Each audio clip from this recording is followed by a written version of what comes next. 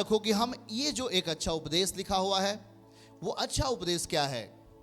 अच्छा उपदेश क्या है? अब इसका 12 पद को अगर हम पढ़ेंगे तो नोट करिए, पहला तीमुथियुस 6 अध्याय 4 का 12, सॉरी 4 का इसके आगे 6, अब हम 12 पढ़ेंगे। अब हम कैसे, वो अच्छा उपदेश क्या है जिस उपदेश के द्वारा हमारा जीवन नरक से छूट जाएगा, जिस उपदेश को सुनने के द्वारा हम नरक में नहीं जा सकते, हम बच जाएंगे, हमारी जिंदगी की समस्याएं टूटेंगी और हम बल पाएंगे आत्मा में। आमीन।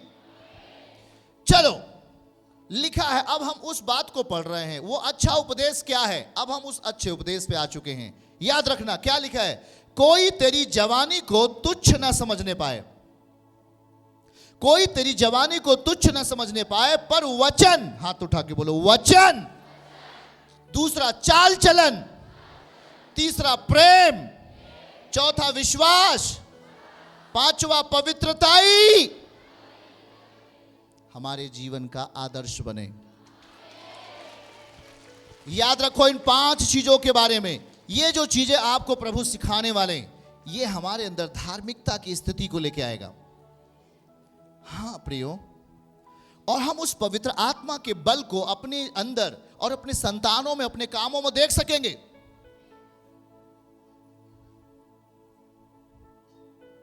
हमारा पालन पोषण होता रहेगा किन चीजों से? उन धार्मिकता की बातों से। विश्वास और अच्छे उपदेश को, जिसके द्वारा हमारा क्या होगा, वो क्या चीज है? पहला दिखाइए क्या लिखा है इसमें,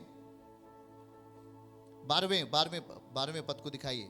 उसमें लिखा है, कोई तेरी जवानी को तुच्छ ना समझने पाए, इसलिए हम क्या करना पड़ेगा? पर वचन, बोलिए वचन, और चाल चलन,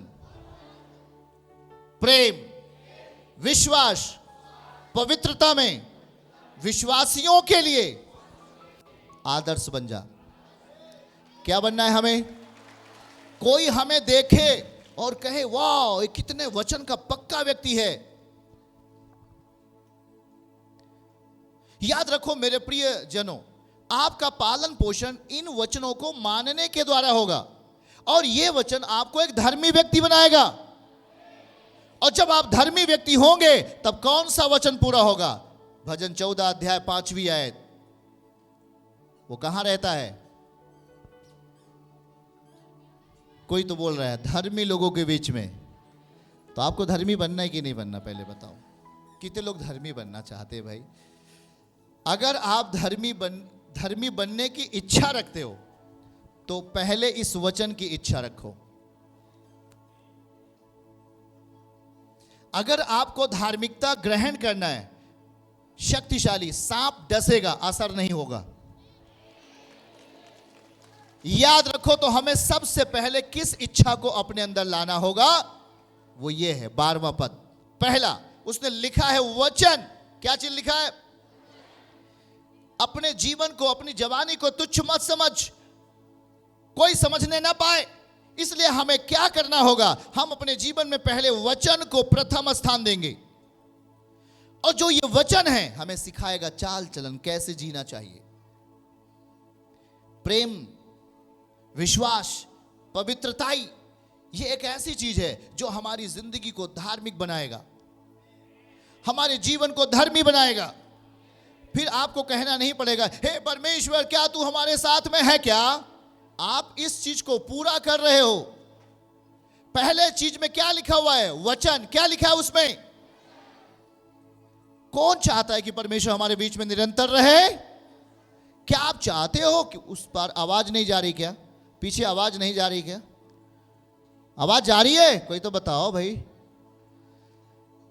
कौन चाहता है कि परमेश्वर हमारे बीच में निरंतर रहे? प्रभु आपके घर में निरंतर रहे? वाह, अद्भुत। परमेश्वर आपके संग हमेशा रहे? अद्भुत। आपका बेटा स्कूल जा रहा है, उसके साथ परमेश्वर रहे? अद्भुत। आपकी बेटी पढ़ने के लिए जा रही है, खुदावन उसके साथ रहे? अद्भुत। पर यह कैसे होगा? वो कह रहा है इन चीजों को हमें ग्रहण करना है। पहला उसने कहा वचन। क्या चीज? ये वचन है जो आपकी जिंदगी को सही रास्ते पर लेके आएगा, सही मार्ग पर। इस वचन से हम संसार की गंदगियों का समझौता नहीं कर सकते। अगर ये वचन आपके पास है, ये वर्ड आपके पास है, तो सोच लेना परमेश्वर आपके पास है। पहला इसलिए लिख दिया वचन, क्या चीज लिखा पहले? मेरे प्रियजनों याद रखो, इसीलिए हमें सुनना चाहिए वचनों को, इसीलिए हमें उस पर ध्यान लगाना चाहिए वचनों पर क्या लिखा है। क्योंकि जो ये वचन है वो मसीह है, वो यीशु मसीह है, और ये वचन हमें धर्मी बनाएगा। क्या बनाएगा? सब लोग बोलो, ये वचन हमें धर्मी बनाएगा। क्या बनाएगा हमें? ये वचन ही है जो हम सुनते हैं, चर्च में आके बैठते हैं, ये हमें धर्मी बनाएगा। और जब हम जैसे जैसे धर्मी बनते जाएंगे, मतलब परमेश्वर जैसे जैसे हमको धर्मी बनाता जाएगा, वैसे वैसे इसकी पावर हमारे आपके बीच में दिखती जाएगी यीशु मसीह के नाम से। हालेलुया। याद रखो, अभी हमने ये किया, फिर हमने 1 साल के बाद ये किया, फिर हमने 6 महीने बाद ये किया, फिर हमने ये किया। वो लगातार आप कर रहे हैं। किस बल से? यहोवा ने आपको बल दिया, ताकत दिया, क्योंकि आप उसके वचनों को अपने अंदर आप रख कर चलते हो। याद रखो, दूसरा शब्द में लिखा है चाल चलन। इंपॉर्टेंट है ये चाल चलन। अगर सही नहीं तो आपके वचन को खा जाएगा, वचन की सामर्थ्य मिटा देगा, अगर हमारा चाल चलन ठीक नहीं है। चाल चलन दूसरा शब्द है। याद रखो, हम धर्मी बनने की प्रक्रिया में हैं। आज यीशु मसीह आपको धर्मी बनाएंगे। बनना चाहते हो? धर्मी वो है जिसके पास वचन है, धर्मी वो है जिसके पास अच्छा चाल चलन है, धर्मी वो है जिसके साथ प्रेम है, धर्मी वो है जिसके साथ पवित्रता ही है। आपको कहना नहीं पड़ेगा प्रभु मेरे अंदर है क्या, वो ऑलरेडी है, वो आपके साथ है। दूसरे शब्दों में लिखा चाल चलन। हमारी जिंदगी का जो चाल चलन है वो वेरी इंपॉर्टेंट, बहुत महत्वपूर्ण है आत्मिक क्षेत्रों में। क्योंकि याद रखें, अगर हम स्ट्रांग नहीं हुए, अगर हम परमेश्वर के वचनों में, परमेश्वर के स्वभाव में अगर बलवान नहीं हुए, तो कोई सांप है जो डसने के लिए इंतजार कर रहा है, दुष्ट है जो आपको डसने का इंतजार कर रहा है। बीमारियां सांप के तौर पर हैं, समस्याएं सांप के तौर पर हैं, जो आपको डसना चाहती हैं, जो आपको गिराना चाहती हैं, आपको मिटाना चाहती हैं। प्रभु कह रहा है कि मैं तेरे पास आ गया हूं वचन के रूप में। अब उसमें हमें ख्याल करना पड़ेगा, क्या ये चीजें कैसी होनी चाहिए। हमारे पास वचन आ गया, अब वचन बलवान कैसे बनेगा? ये वचन हमारे अंदर आ गया, ये शक्तिशाली कैसे बनेगा? उसमें लिखा हुआ है चाल चलन। वो चाल चलन क्या वो परमेश्वर के स्वभाव के जैसे है? याद रखना इस बात को, हम घरों में रहते हैं, अपने परिवारों में रहते हैं, पर क्या हम अपनी जिंदगी को परमेश्वर के वचन पर स्थिर रख पा रहे हैं? यह बहुत महत्वपूर्ण बात है, बहुत महत्वपूर्ण बात है मेरे प्रियजनों। ये जो हमारा जिंदगी का जो चाल चलन है, अगर ये परमेश्वर के वचन के आधार पर, परमेश्वर के भय में यीशु जैसा चाहते हैं, अगर वैसा नहीं है, तो उस सांप का जहर आपके परिवार में काम कर सकता है। क्योंकि आप तैयार नहीं हो। आपके पास वचन तो आ गया, पर वो वचन ताकतवर कैसे बने? वो सीधा सीधा कहता है कि चाल चलन। हमारा चाल चलन, हमारे अंदर अहंकार है, घमंड है। हम उन सही बातों को गलत साबित करने में लगे, किसी को गिराने में हम लगे, किसी को हम उलझाने में लगे, किसी की जमीन लेने में लगे, किसी को मार डालने में लगे।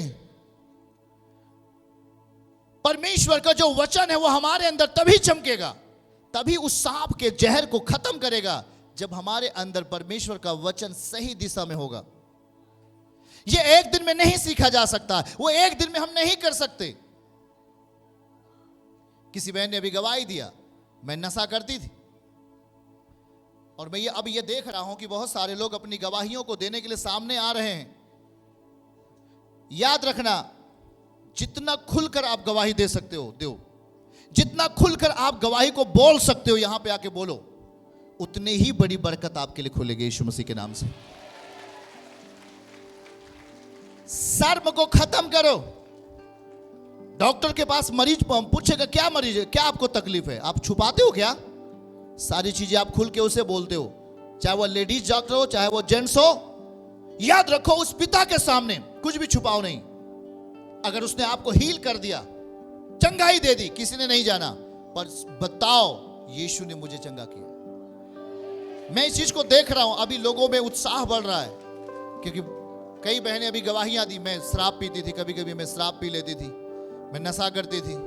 याद रखना, ये गवाहियां उस बहन को ऊंचा उठाएगी जो गवाही दे रही है यीशु मसीह के नाम से।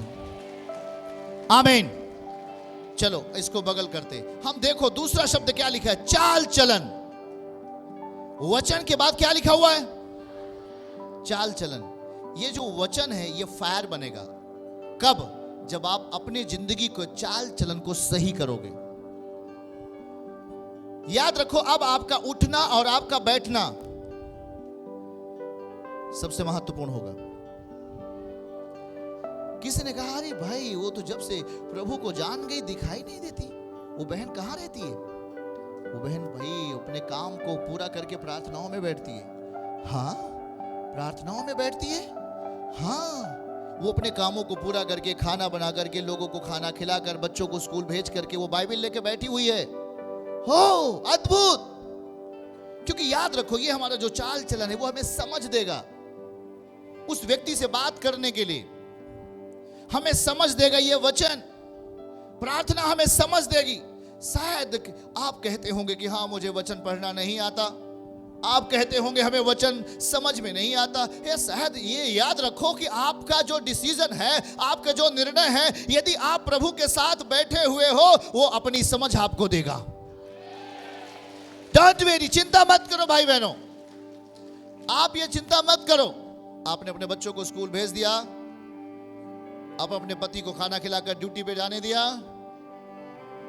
आप घर में बाइबल के साथ बैठी हैं, या आप प्रार्थनाओं में हैं, आप धन्यवाद कर रही हैं और याद कर रही हैं, हे प्रभु आपने उस संडे को, आपने उस फ्राइडे को, शुक्रवार को कौन सा वचन दिया था? हाँ, ये वचन दिया था। हाँ, संडे को ये वचन दिया था, धर्मी व्यक्ति बनने के बाद परमेश्वर मेरे साथ रहेगा। तो हमें धर्मी बनना है। ओ, हमें धर्मी बनना है। याद रखो, आप जब अपने अंदर इस बात को सोचते हो हमें धर्मी बनना है, तो याद रखो, अगर माता पिता धर्मी बने तो बच्चे को धर्मी बनने से कोई रोक नहीं सकता। हालेलुया। उनकी जिंदगी में जो चीजें चाहिए परमेश्वर ला के रखेंगे, जो भी जरूरत होगी वो आ जाएगा यीशु के नाम में। चर्च की सभी प्रार्थनाओं को और परमेश्वर के दास के द्वारा टीचिंग सुनने के लिए और अपडेट्स को जानने के लिए हमारे इस चैनल को सब्सक्राइब करें और साथ में बेल आइकन को दबाएं, ताकि जब भी लाइव प्रार्थना हो तो सबसे पहले आप देख सकें।